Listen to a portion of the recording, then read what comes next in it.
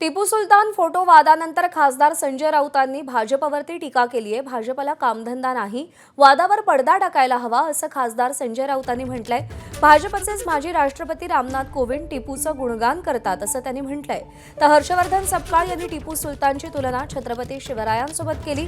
मात्र तरीही 3 दिवस उद्धव ठाकरे मूग गिळून गप्प का बसलेत असा सवाल मुंबईतील भाजपचे नगरसेवक आणि भाजपचे माध्यम प्रमुख नवनाथ बन यांनी विचारलाय। रामनाथ कोविंद राष्ट्रपती असताना ते कर्नाटकात गेले आणि त्यांनी टिपू सुलतानवरती गौरवाची फुलं उधळलीच होती। तेव्हा तुम्ही का नाही रोखलत? महाराष्ट्रात असेल, मुंबईत असेल, अकोला महानगरपालिकेत भाजपची सत्ता असताना टिपूच्या नावानं अनेक प्रकल्प सुरू केले। मुंबई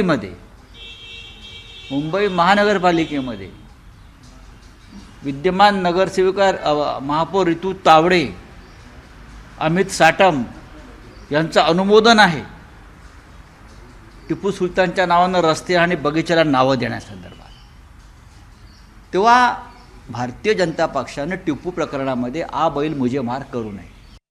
उद्धवजी ठाकरे छत्रपती शिवाजी महाराजांचा अपमान झालेला असताना मूग गिळून गप्प का बसलेत? येणाऱ्या काळामध्ये उद्धवजी ठाकरे यांची विधान परिषदेची टर्म संपते। विधान परिषदेच्या पुढच्या टर्मसाठी उद्धवजींना काँग्रेसची आवश्यकता आहे। जोपर्यंत काँग्रेसचे आमदार उद्धवजी ठाकरे यांना पाठिंबा देत नाहीत तोपर्यंत उद्धवजी ठाकरे विधान परिषदेमध्ये पुन्हा निवडून येऊ शकत नाहीत।